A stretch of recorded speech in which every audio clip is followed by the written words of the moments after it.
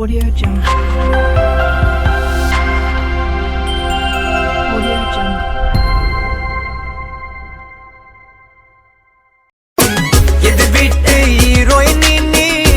Hi hello friends, நீங்கள் பார்த்துருக்கிறது editing Tamil. நான் உங்கள் முத்துகிருஷ்ணன். இன்றைக்கி நம்ம இந்த வீடியோவில் எதை பற்றி பார்க்க போகிறோம் அப்படின்னு பார்த்தீங்கன்னா, நீங்கள் ஃபஸ்ட்டே ஒரு ப்ரிவியூவில் பார்த்துருப்பீங்க. ஸோ அது மாதிரி ஒரு விசுவலைசர் எப்படி நம்ம எடிட் பண்ணுறது, அதை பற்றி தான் இந்த வீடியோவில் நம்ம முழுசாக பார்க்க போகிறோம். இந்த வீடியோக்கு முன்னாடி பார்த்தீங்கன்னா ஒரு இன்ட்ரோ வந்திருக்கும். ஸோ அந்த இன்ட்ரோ நல்லா இருக்கா இல்லை நல்லா இல்லையா அப்படிங்கிறத கீழே கமெண்ட் பாக்ஸில் கமெண்ட் பண்ணுங்கள். இல்லைனா பார்த்துங்க நான் என்ன சொல்லுவேன்னு உங்களுக்கு தெரியும்.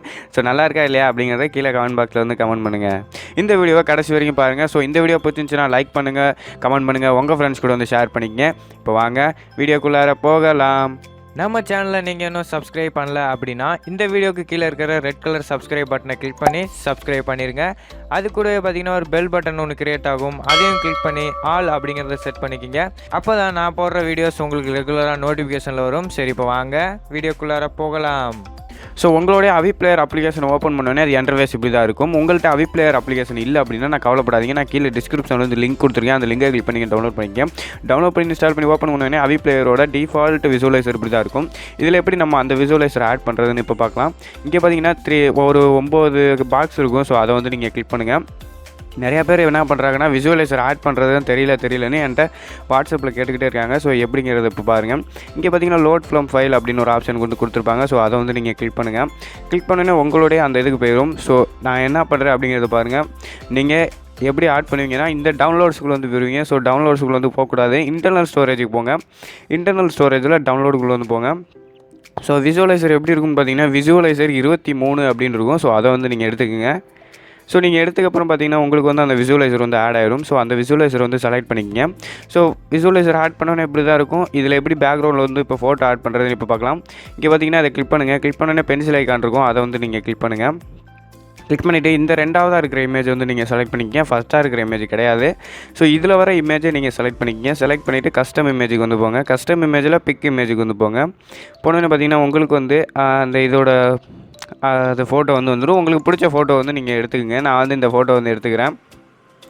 ஸோ கிளிக் பண்ணணுன்னு பார்த்தீங்கன்னா உங்களுக்கு பேக்ரவுண்டில் ஃபோட்டோ ஆட் ஆயிரும். ஸோ இது பார்த்தீங்கன்னா சின்னூண்டாக இருக்குது. இது எப்படி நம்ம பெருசாக மாற்றுறது, அதாவது இது ஃபுல்லாக மாற்றுறது அப்படிங்கிறத இப்போ பார்க்கலாம். இங்கே பார்த்தீங்கன்னா அந்த பென்சில் ஐக்கான் இருக்கும். ஸோ அதை நீங்கள் கிளிக் பண்ணிவிட்டு நம்ம அந்த ஆட் பண்ண இமேஜ், அதாவது ரெண்டாவது இமேஜ் செலக்ட் பண்ணிக்கங்க. செலக்ட் பண்ணிவிட்டு ஜென்ரலுக்கு போங்க. ஜென்ரலுக்கு போயிட்டு அப்படியே கீழே ஸ்க்ரால் பண்ணிங்கன்னா ஸ்கேல் அப்படின்னு ஒரு ஆப்ஷன் இருக்கும். ஸோ அதை நீங்கள் செலக்ட் பண்ணிக்கங்க. செலக்ட் பண்ணிவிட்டு உங்களுக்கு அந்த இமேஜ் எவ்வளோ பெருசு வேணுமோ ஸோ அந்த அளவுக்கு நீங்கள் பார்த்தீங்கன்னா ஜூம் பண்ணிக்கிங்க. ஸோ என்னன்னு தெரியல, கரெக்டாக ஜூம் ஆகலை. ஸோ என்னன்னு தெரியலடா ஜூம் ஆகலை அப்படின்னு நீங்கள் கேட்பீங்க. ஸோ இதை நீங்கள் ஃபுல்லாக வச்சு விட்ருங்க. ஃபுல்லாக வச்சு விட்டுட்டு பார்த்தீங்கன்னா இதை கீழே அப்படி அமுத்தி விட்ருங்க. அமுத்தி விட்டுட்டு மெஷர் ஸ்கேல் அப்படின்னு ஒரு ஆப்ஷன் கொடுத்துருப்பாங்க. ஸோ அதில் பார்த்தீங்கன்னா நத்திங்னு இருக்கும் மெஷர் வாட்டில். இதில் பார்த்தீங்கன்னா என்ன பண்ணுறீங்கன்னா பீட் வச்சுக்கிங்க. பீட் வச்சோன்னே பார்த்தீங்கன்னா உங்களுக்கு அது கரெக்டாக ஃபுல்லாகிடும். ஸோ இப்போ இந்த சின்னோண்டு கட்டத்துக்குள்ளே எப்படி நம்ம வைக்கிறதுன்னு இப்போ பார்க்கலாம். ஸோ இந்த உள்ளே இருக்கிற பாக்ஸ், அதாவது அந்த சின்னோண்டாக இருக்குல்ல உள்ளே, அதுக்குள்ளே எப்படி நம்ம ஃபோட்டோ வைக்கிறதுன்னு இப்போ பார்க்கலாம். இந்த பென்சில் ஐக்கானை கிளிக் பண்ணுங்கள். கிளிக் பண்ணிவிட்டு இந்த இமேஜ் 1 அப்படின்னு ஒரு ஆப்ஷன் இருக்கும். ஸோ அதை நீங்கள் எடுத்துக்கங்க. அதில் எடுத்துக்கிட்டு இமேஜுக்கு போங்க. ஸோ அதில் கஸ்டம் இமேஜுக்கு போயிட்டு பிக் இமேஜுக்கு போங்க. ஸோ நீங்கள் அதே ஃபோட்டோவை ஆட் பண்ணிங்கன்னா நல்லாயிருக்கும். ஸோ உங்களோட விருப்பம் தான். உங்களுக்கு தேவையான ஃபோட்டோஸ் நீங்கள் ஆட் பண்ணிக்கங்க.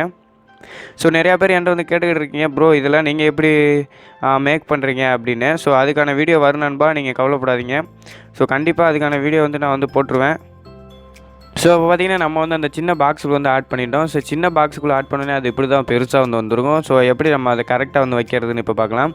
ஸோ இதில் ஜென்ரலுக்கு போங்க. அந்த இமேஜில் ஜென்ரலுக்கு போயிட்டு ஸ்கேலுங்கிறத கிளிக் பண்ணிக்கங்க. ஸ்கேலை கிளிக் பண்ணிவிட்டு கீழே இருக்கிறத அட்ஜஸ்ட்மெண்ட் பண்ணிங்க அப்படின்னா கரெக்டாக உள்ளே போய் உக்காந்துக்கும். ஸோ இப்போ பார்த்தீங்க அப்படின்னா நமக்கு அந்த பேக்ரவுண்டு பாருங்கள்.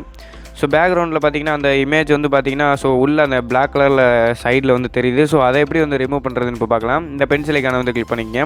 பென்சில் ஐக்கானை கிளிக் பண்ணிவிட்டு அந்த இமேஜை நீங்கள் செலக்ட் பண்ணிக்கங்க. செலக்ட் பண்ணிட்டு இமேஜுக்கு போய்ட்டு அந்த கஸ்டம் இமேஜுக்கு போயிருங்க. கஸ்டம் இமேஜில் பிக் இமேஜுக்கு போயிருங்க.